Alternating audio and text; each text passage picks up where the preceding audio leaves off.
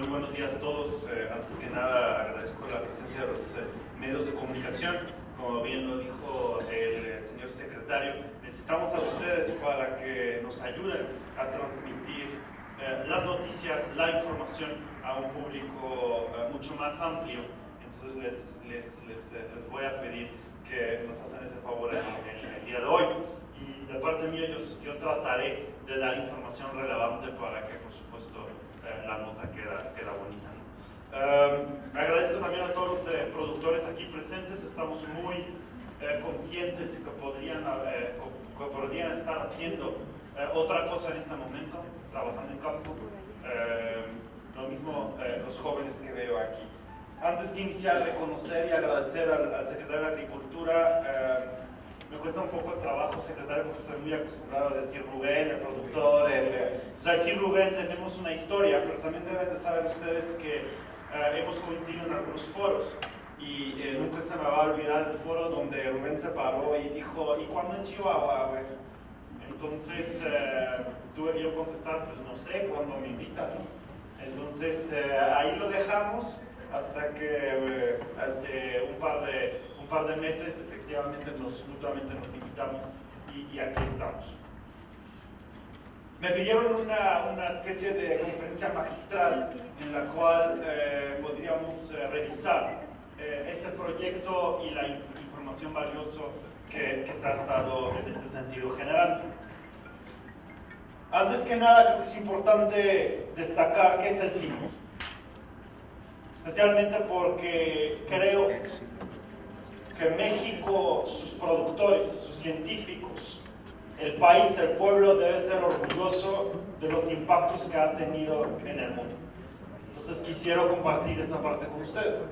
Después la estrategia de intensificación sustentable, la estrategia de Masagro y finalmente el proyecto de innovación agrícola sustentable en Chihuahua. ¿Qué es el CIMI? Como bien lo dijo el señor secretario, el CIMI celebró sus 50 años en septiembre, pero tiene un poco una más larga historia, y su historia inicia hace un par de años cuando el vicepresidente de Estados Unidos de aquel tiempo tomó la decisión, estoy seguro que lo pensó mucho, pero tomó la decisión de agarrar un carro y de viajar de Washington a la Ciudad de México. Seguramente fue un Ford el carro que agarró, porque pues, bueno, eran los carros que en ese tiempo se tenía. Por cierto, no voy a decir el nombre de ese vicepresidente de Estados Unidos. Ya después de esta conferencia le buscan, pero vamos a rifar una lavadora por el que tiene la respuesta correcta. Es un vicepresidente de Estados Unidos muy visionario. Además fue el que inventó, o es el padre, de las variedades mejoradas de maíz. Y inició una compañía que hoy en día es muy grande en el mundo de semillas de maíz. Y viene de Iowa. Ya más tips no puedo dar, ¿no? Los primeros 5 que hablan a 0, 1, 800, no. Este vicepresidente entonces hace su viaje y pasa por los campos de Sonora. Y en los campos de Sonora él observa unos trigos que llegaban más o menos hasta mis hombros, muy enmalezados, y tenían un color rojizo. Ese color rojizo venía de la roya. La roya es un hongo y el problema que ponen las hojas rojos es, por supuesto, que si las hojas están rojos no pueden captar la luz del sol y no pueden trabajar bien y no pueden darnos buen grano, ¿no? Entonces el señor siguió viajando y regresa a Estados Unidos, y ahora hay dos versiones de la historia. Está la versión romántica y está la versión no tan romántica. Regresa, levanta el teléfono y habla a su amigo, el señor Rockefeller. Y la versión romántica dice, oye señor, acaba de viajar a México, yo creo que hay una gran oportunidad para apoyar la investigación de agrícola en México para aumentar los rendimientos, ¿por qué no mandamos un experto? Y el señor Rockefeller dice, pues déjame pensar, ¿quién podríamos mandar? La versión no tan romántica dice, oye señor, acabo de hacer un viaje a México, encontré unos campos llenos de enfermedades de roya, llenos de hongos, y como ustedes saben, no piden visa. Fácilmente podrían empezar a subirse a las zonas productoras de trigo y maíz de Estados Unidos, y entonces nos van a representar un problema. Como en muchas cosas de la historia, probablemente la verdad está en medio, ¿no? Ni tan romántica ni tan práctico. El hecho es que el señor Rockefeller le dice, perfecto, por ahí yo tengo conozco a un viejo pueblo donde con arduo trabajo las familias pobres están produciendo maíz. Y la verdad es que casi no les alcanza para sobrevivir. Y yo tuve unos programas de educación para estas familias. Y ahí encontré a un joven muy inquieto, que nada más hizo un pequeño error de decisión, ¿no? Que para los jóvenes aquí de la universidad que todavía no saben bien qué estudiar, por cierto, eso es un tip gratis, normalmente cuesta 1,500 pesos. Cuando van a escoger su carrera, por favor no escojan ser científico de árboles, ¿no? Porque tienes que plantar el árbol y esperar 25 años para poder iniciar tu investigación. Lo mismo le pasó a un joven que se llamaba Norman Borlaug, quien era especialista en árboles, en pinos, y especialmente era especialista en pinos y sus enfermedades. Y resulta que los pinos son muy susceptibles a la roya. Entonces el doctor Borlaug dice, pues ya que estoy esperando que mis pinos crecen, pues podré hacer alguna investigación de los trigos, ¿no? Se viene a México. De hecho, cuando tú visitas, si el secretario nos ha visitado ahí en el Batán, en Texcoco, y entras a las instalaciones de CIVI, del lado derecho hay unos pinos. Estos pinos los sembró el doctor Borlaug. Los trajo de Estados Unidos. Por cierto, si el doctor Borlaug plantaría estos pinos el día de hoy, lo meten a la cárcel, ¿no? Porque no puedes nada más traer así estos árboles.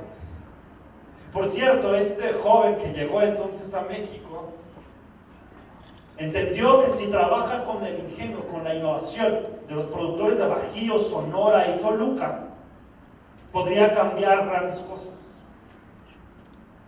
Tan grandes cosas podría cambiar, que terminó siendo el ser humano que ha salvado más vidas que cualquier ser humano que ha caminado en este planeta. Se dice que salvó 1,000 o más de 1,000 millones de personas con su innovación que hizo aquí en México. ¿Qué hizo? Muy pronto él entendió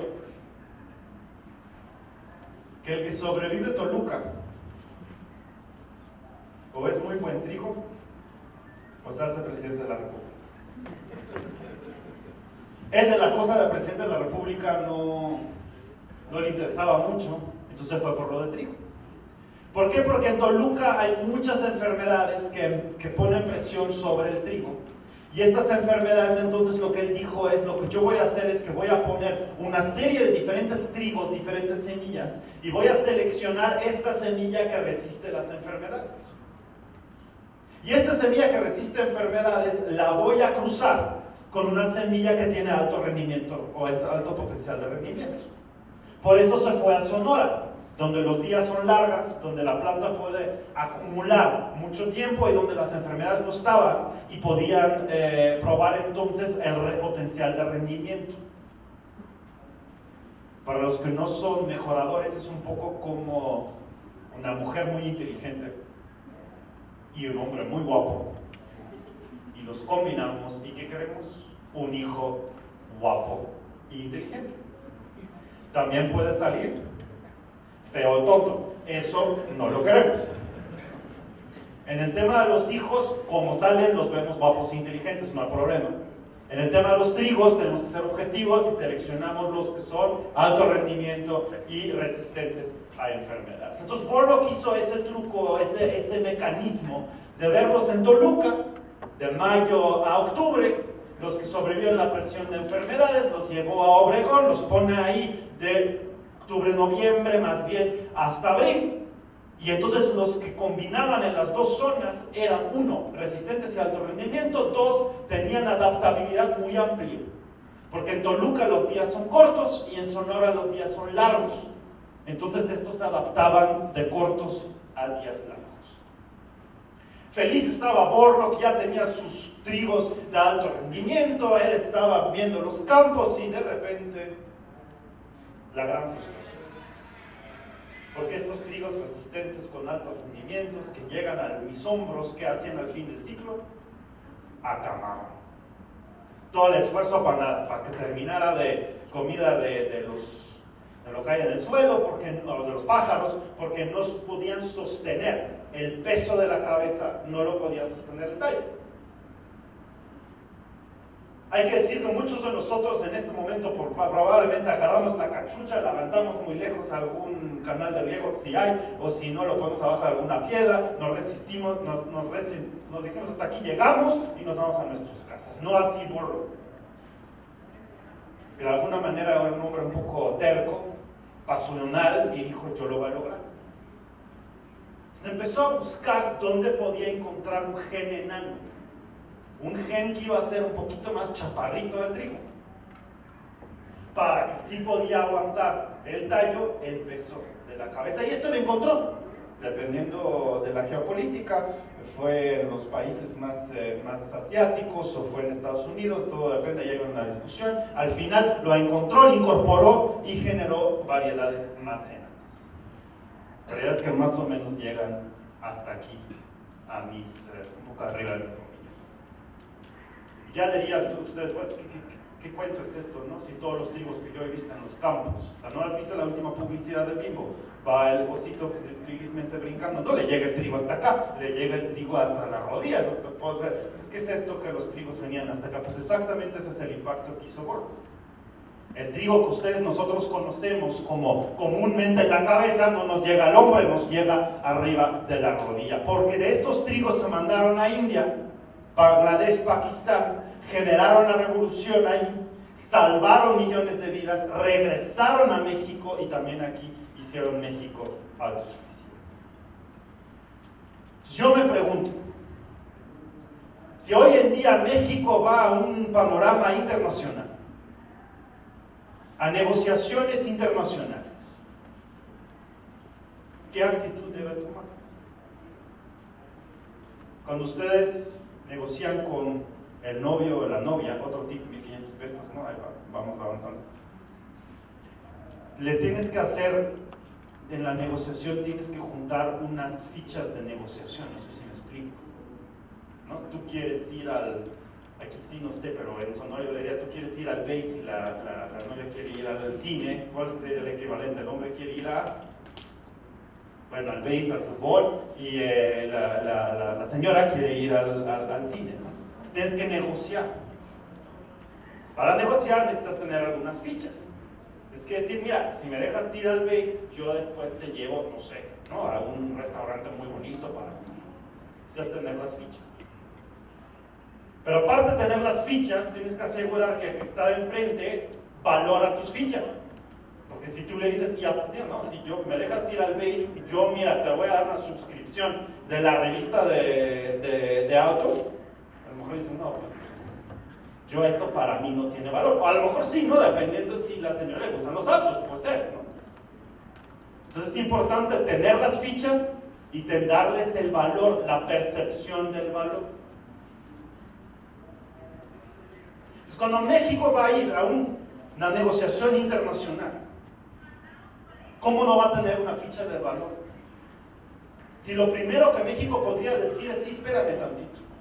Antes que iniciamos la plática, nada más te recuerdo que el 95% de los trigos que tú siembras aquí en Australia vienen desde México. Ese material genético lo hemos generado en México. Si nada más espérame tantito. Antes que vamos iniciando la negociación, te recuerdo en Estados Unidos que 50% del material genético del maíz proviene de esfuerzos de México. México debe ser orgulloso de haber sido el país que generó la innovación y hizo el cambio en la agricultura en el mundo. Si lo hizo en los años 70, reconocido con un premio Nobel para la paz al Dr. Borlaug, que no lo puede hacer de nuevo hoy. México debería ser la vanguardia de la innovación y el conocimiento. Y si hay una época en la cual el conocimiento tiene valor en cualquier negociación, es esta época. Entonces invito a todos ustedes para que seguimos esa línea, ese legado. Eso me recordó mucho el día de lunes, como lo platicaba el día de ayer. El día lunes estaba en mi oficina y lamentablemente me entró una llamada y me avisaron que Evangelina Villegas, mexicana, mujer, lamentablemente falleció. Evangelina Villegas era la mujer atrás del Dr. Borlaug. Evangelina Villegas era una mexicana de familia humilde que dijo: yo no solo quiero que la gente come, quiero que la gente se nutre. Fue la primera mujer que recibió el Premio Mundial de la Alimentación. Premio Mundial de la Alimentación, que se considera el Premio Nobel de la Agricultura, que tiene una historia porque Borlaug le pidió al Comité Nobel: ¿por qué no hacemos un Premio Nobel de la Agricultura? Y el Consejo Nobel dijo: no puedo, porque el señor Nobel en su testamento no dejó agricultura como un área a que le puedo dar un premio Nobel. No sé si se han dado cuenta que en literatura le encontraron como una manera, ¿no? Porque cuando quisieron hacer un premio Nobel para músico, lo pusieron por ahí en literatura, pero con agricultura decían: pues no sabemos cómo le podemos hacer. Entonces Borlaug dijo: no te preocupes, yo dono la mitad de mi dinero de mi premio Nobel y voy a hacer una alianza con el señor Sasakawa, y voy a hacer una alianza con los Ruan, que es la compañía que hace más mudanzas en el mundo todavía hasta la fecha. Y hicieron un endowment, un fondo, y crearon el Premio Mundial de la Alimentación, que es entonces equivalente al Premio Nobel. Regresando con Evangelina, poco antes que recibo la llamada, estaba revisando la estrategia de Siemens y decía: los nuevos temas que vamos a poner atención son género y nutrición. Y un par de minutos después me hablan y dicen que la investigadora con Premio Mundial de la Alimentación mexicana que trabajó en maíces con alto contenido proteico se había fallecido. No podemos olvidar regresar a los raíces. Estos temas de nutrición y género, México los puso en la agenda del mundo. Probablemente un poco demasiado temprano, porque la gente, y eso a mí se me hace muy interesante, los maíces QPM no cambiaron, no fueron reconocidos por la nutrición de humanos. Fueron reconocidos porque la gente los empezó a dar a los puerquitos, a los cochitos, a los, no sé cómo le dicen así aquí, los casos, ¿no? A ellos les empezaron a dar. Y resultó que no solo se pusieron más felices, también se pusieron más gorditos. Que del cochito, cuando se pone un poquito más gordito, nos gusta, ¿no? Porque tiene un poco más con el mismo grano. El reconocimiento de los QPM no fue por nutrición humana, porque en estos momentos no lo teníamos como un tema en la agenda, no sé si me explico. No lo pensábamos. De hecho, como lo mismo en los tiempos de Borlaug, nadie se preocupó por el desgaste de agua, suelo, erosión. Entonces dirían ustedes: no, ¿cómo crees? Y aquí en Chihuahua, una de nuestras más grandes preocupaciones es la falta de agua.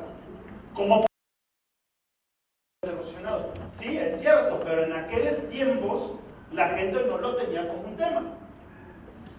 Me acuerdo cuando yo era un poquito más joven, compré la primera camisa, decía un hoyo en mi camisa, pero no al hoyo en el ozono, no al hoyo de cambio climático. Era un tema nuevo. Hoy en día no son temas nuevos. Hoy en día tenemos como tarea, como productores, de generar sistemas agroecológicos, sistemas de agroproducción, sistemas agroalimentarios para la nutrición y la conservación del medio ambiente. No solo generar volumen, pero generar valor. No solo generar por generar, pero más con menos y al mismo tiempo protegiendo el medio ambiente. El productor no es el enemigo del medio ambiente, el productor es el cuidador del medio ambiente. Si hay alguien que sabe qué significa un suelo, es el productor. Lo batalla, lo vive, lo tiene que transformar. Pero también siempre he dicho, muchos productores, muchos científicos, a lo mejor de repente transformamos nuestra miseria hacia el suelo, no sé si me explico. Me va mal a mí, si le voy a dar una pegada a esta cosa para que, no sé si me explico. Y si pensamos al revés y le decimos, si cuido esto, me va a ir bien a mí también, porque le estoy. Entonces regreso a la historia, porque la historia lamentablemente no termina con Borlaug. Lamentablemente o buenamente. Como pasa en muchas historias exitosos, le dan Borlaug está teniendo mucho éxito, y entonces de repente el gobierno de México y la Rockefeller se juntan y dicen, pues yo creo que estuvo bien, ¿no? Ya mandamos por ahí todo, ya está bien. ¿Sabes qué? 1963, a fin de año, vamos a cerrar este changarro. Ya hicimos lo que teníamos que hacer, aquí lo vamos a dejar. Ya Borlaug casi estaba empaquetando sus cuadernitos, porque él siempre usó un cuadernito en campo. Si no fuera que el presidente Adolfo López Mateos, como bien todos ustedes saben, si fue en 1963, que es Adolfo López Mateos, viaja a Filipinas. Llega a Filipinas y visita el IBRI, el Centro Internacional del Arroz. No, hombre, quedó encantado. Un centro internacional produciendo arroces. Estos arroces se fueron por el mundo, generaron más altos rendimientos. Sale el presidente de su visita y dice, yo creo que en México necesitamos un centro internacional de maíz y trigo que revoluciona el mundo. Entonces la señora Carmen del presidente, ¿no? su equivalente, sale y se pone pero blanco. Y le dice, señor presidente, usted acaba de cerrar lo que podía ser el Centro Internacional de Movimiento de Maíz y Trigo. Entonces el presidente Adolfo López Mateos, no sé si es cierto, ¿no? Pero por ahí debe haber sido la conversación. Le dice, a ver, no sé si ustedes saben, pero si el presidente dice que los cocodrilos vuelan, pero bajito. De la misma manera, jamás se ve el Centro Internacional de Maíz y Trigo.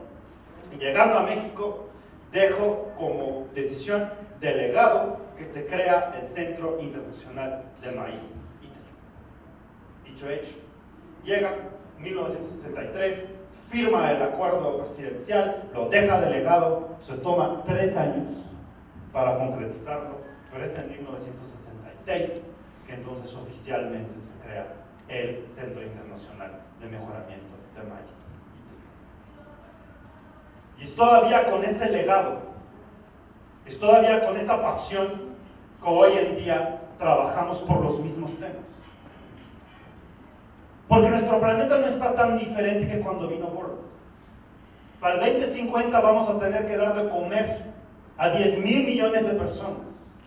Vamos a tener que producir 60% más alimento, pero con menos uso de agua, con menos uso de suelo, con otros cultivos de valor y además tomando en cuenta el cambio climático.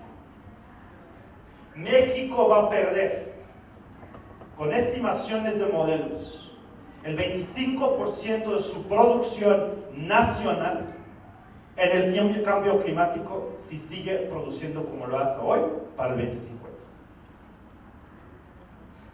A nivel mundial vamos a perder el 12% del maíz, el 23% del arroz, el 13% del trigo y el 8% de otros cultivos.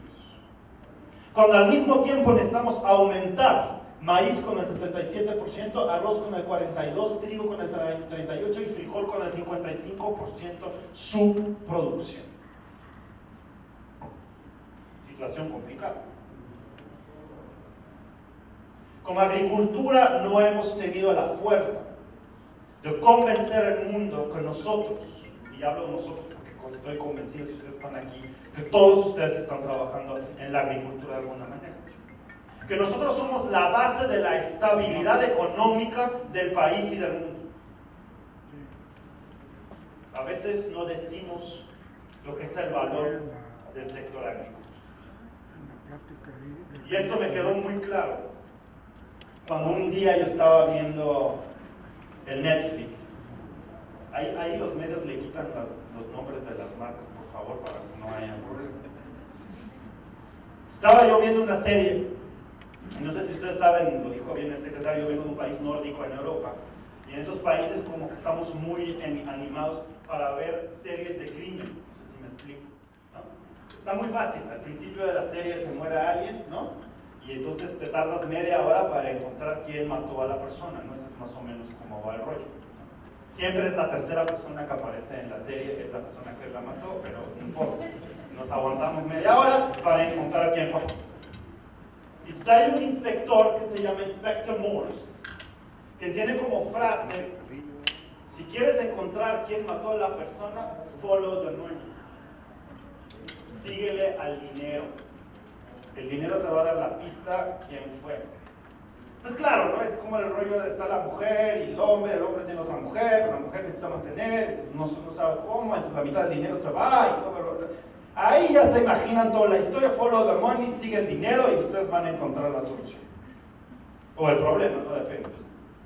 El área de oportunidad, pues, como dice. Entonces yo dije, a ver, ¿cuál es el equivalente de sigue el dinero en la agricultura?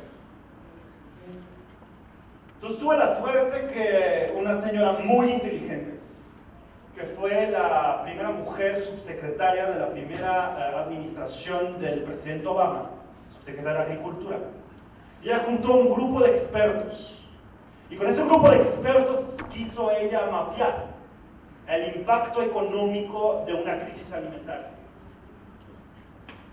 Yo tuve el honor de poder participar y ser invitado en ese grupo. Nos preguntaron si podíamos calcular el impacto de una crisis en el trigo. Y esto nos lo pidió Lloyds. No sé si conocen Lloyds of London, es la reaseguradora más grande del mundo. De hecho, ustedes deben de saber que cuando ustedes contratan un seguro del carro, ¿no? Ya saben, contratas el seguro del carro, chocas el carro, pagas el deducible y te pagan lo demás, ¿no? Más o menos es como funciona eso. Este asegurador, el Águila o están ahí, ellos están asegurados a su vez con otra aseguradora por tener muchos clientes que chocan el carro. Y esta aseguradora está asegurado por tener muchas aseguradoras que tienen muchos clientes que chocan el carro. Y así va para arriba, no sé si me explico, hasta que el último ya no se puede asegurar, ¿no? Ahí tienen que tener dinero para poder pagar. Lloyds of London juega parte de esta función. Ya te puedes imaginar que tienen que saber los riesgos de mercado, ¿no? Porque si no tienes suficiente dinero para pagar de repente un desastre, pues va a ser muy complicado el mundo de seguros. Entonces, nos hicimos un escenario, el escenario fue muy simple. ¿Qué pasa si en un día, qué pasa si en un año tenemos la combinación de un año del Niño? ¿Qué implica esto? Implica inundaciones en Estados Unidos, implica sequías en Australia. Si este mismo año de El Niño tenemos un impacto de una roya en Ucrania, en la India, entonces, y eso es todo, una sequía en un lado, en Australia, una inundación en Estados Unidos y que nos pega fuerte la roya. Si esto pasa en un año, hicimos los cálculos y nos ha indicado que perderíamos el valor de la bolsa de Estados Unidos y de Europa, la bolsa de Estados Unidos un 10%, la de Europa un 15%. Somos la base de una estabilidad económica. Somos la base de una seguridad nacional. Si hoy en día vemos que los migrantes de países como Siria están tratando de llegar a Europa, si hoy vemos el desastre que se ha hecho en Alepo, ciudad que yo visité, ciudad donde hay una riqueza cultural, la cual debemos todos, porque es de ahí que viene el trigo, vienen elementos de la escritura, vienen pensamientos de matemática, que hoy en día está destruido. Y si vemos a las causas, una de las causas más grandes fue el hecho que no pudimos mandar nuevos trigos de México a estas zonas. que les bajó la productividad y que el precio de los alimentos era tan alto que la población empezó a tener problemas. Una de las causas. Eso nos deja con una gran responsabilidad.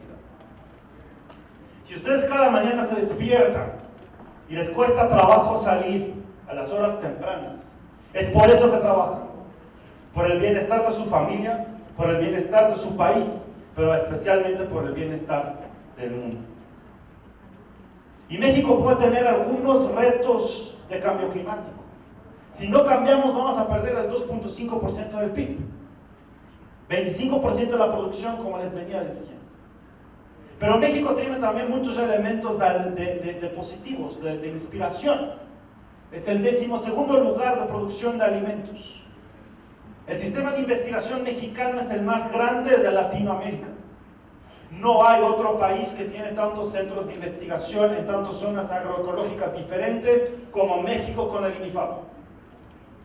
Escúchame, no hay otro país que tiene tanta red de sitios de investigación en zonas agroecológicas diferentes como México. Maíz y trigo son los dos de los 6 cultivos más importantes y su gran innovación viene de México. México tiene un gran potencial de ser líder de innovación, de agricultura, de protección de medio ambiente y estabilidad, de seguridad nacional y mundial. Pero como decía Borlaug, de potencial no vamos a dar de comer a absolutamente nadie. El potencial no se puede comer. Hay que transformar ese potencial en realidad. Hay que llevar el conocimiento, hay que llevar la innovación con los productores, utilizando nuevas tecnologías y ciencia, políticas públicas y tecnologías, semillas, métodos de siembra, ahorro de agua. Estamos trabajando de México para el resto del mundo, como lo hemos hecho con programas como el de Masagro, que caracterizó los 150,000 diferentes trigos y los 35,000 maíces que resguarda México cerca de su aeropuerto. ¿Sabían ustedes que cuando pasas con el avión de Chihuahua y aterrizas en México, pasas por el reservo más grande de la biodiversidad de maíz y trigo? Dicen que el búnker que está enfrente de mi oficina aguanta el impacto de un avión. No lo sé porque no lo hemos probado, ¿no? Pero dicen. Ahí está resguardado por la humanidad la biodiversidad. No sé si ustedes han visto en Nat Geo, en el canal, de que en el Polo Norte pusieron a 3 kilómetros una bóveda en el hielo, etcétera, etcétera. Sí, todo el maíz y trigo es una copia de lo que ustedes resguardan para la humanidad, para el mundo, aquí en México, en Texcoco. Gracias al programa Masagro hemos caracterizado esa biodiversidad. La hemos regresado a gente como el gobernador y la gobernadora que conocimos en vivo ayer. La señora platicaba de la familia Sandoval Bastilla, que ustedes, no sé si lo expreso bien, que ustedes conocen seguramente muy bien. Ellos están resguardando también su biodiversidad. Esa es parte de la colección que resguardamos, parte de la riqueza que queremos regresar con los productores. Necesitamos generar nodos de innovación, necesitamos generar conexiones entre nosotros, activar esas plataformas de investigación que tiene el INIFAP, que tiene la Cebeta, conectarlo con módulos con productores para que productor podamos comparar lado a lado y gestionar procesos que más productores replican todo eso. La base son las tecnologías, semillas, post cosecha, maquinaria, pero hay que ponerlo en un sistema funcional, el cual a través de procesos de comunicación y divulgación lo transformamos a otros productores y los productores lo replican. Pues no se ve tan bonito, se ve un poquito más cuadrado. Necesitamos generación de capacidades. Jóvenes tienen que hacer de nuevo la agricultura más atractivo. Haz la agricultura más sexy. Usa todo lo que tiene. Twitter, Facebook, por cierto, mi Twitter es @AbrahamAcesimi, por si quieren empezar a tuitear, háganlo al final, ¿no? Porque si no se van a distraer. Hay que generar capacidades. Estaremos generando capacidades aquí con este proyecto. Esas son las cifras de fortalecimiento de capacidades que ya hemos hecho en México. Hay que generar máquinas inteligentes. Esa misma familia que tenga una máquina flexible, adaptada. Llegué al aeropuerto de Chihuahua y lo primero que dije es, ¿habrá Uber aquí porque me llevan al hotel? Prendes el teléfono, mira, 10 carros. ¿Y por qué no existe un Uber de tractores? ¿Por qué un productor no podría agarrar su iPhone y decir, oye, a ver, hay una maquinita cerca aquí para que me viene a sembrar? ¿No será un negocio? Bueno, ahí está, ya vendí otro tip, ¿no? Me está saliendo caro esta presentación. ¿No sería un negocio, un modelo de negocio por alguno de los jóvenes que están aquí, que a lo mejor dicen, pues agricultura? ¿No? Ahí está, pueden estar en el teléfono todo el tiempo, agarran la máquina, la ajustan, la ponen y dan el servicio. Necesitamos servicios al cultivo. Necesitamos generar estos servicios. Aquí están los prototipos. Necesitamos medir indicadores, sistemas de medición para que sabemos el impacto que la agricultura tiene. Necesitamos tomar decisión con mejor información y mejor sistemas de información. Tan solo llegamos a 8.725 usuarios hoy en día con clima y recomendaciones. Hoy Macerro llega a 1.200 hectáreas, 300.000 productores, 320 técnicos certificados, 100 jóvenes y 49 nuevos híbridos de los que estuvo ya hablando el secretario. Este base aquí en Chihuahua gracias a la decisión y la visión del secretario y el gobernador. Aquí están las cifras. Hoy firmamos un convenio, pero yo no firmo convenios sin que haya antes resultados. No firmamos un papel, confirmamos resultados en campo. Yo no hice esos resultados. Los hizo un equipo de trabajo, que ahí atrás está Jesús, que lo ha estado coordinando. Lo hizo un equipo de colaboradores, de varios de ustedes están aquí, y lo hicieron los productores de Chihuahua. Con la visión, con la pasión que hemos estado empujando. En 2016 estábamos aquí con estos módulos, estas áreas de extensión ya aplicando tecnología, estas áreas de impacto. Y mira cómo ya brincamos en el 2017. Estamos haciendo un compromiso, señor secretario, que vamos a seguir trabajando, no yo, todos los que están en este salón, para que estas cifras van aumentando año tras año. Porque ustedes a lo mejor no lo saben, pero no los vamos a dejar salir antes que firman una lista de asistencia. No sé si lo firmaron al entrar, no se registraron a la Expo. ¿Quién no se registró a la Expo? Para que lo llevan, por favor.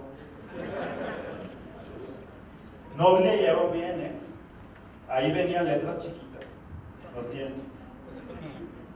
Y la letra chiquita decía, yo me hago corresponsable por mi país, por el mundo y especialmente por el Estado, de transformar la agricultura a una innovación, a un motor económico. Yo me hago corresponsable para que este proyecto de innovación sea exitoso en 4 años. Yo me hago responsable como socio, que nos hablamos, que nos fortalecemos y nos integramos. Yo me hago responsable para que los objetivos que tenemos para el campo en Chihuahua se puedan realizar. Yo me hago responsable para que las 7 líneas de acción generen un cambio y un impacto real. Que podamos generar investigación y desarrollo de tecnología, porque esa es la base. Transformando los centros de investigación como CEBETA y MIFAB, tomando estos conocimientos y generando plataformas de innovación.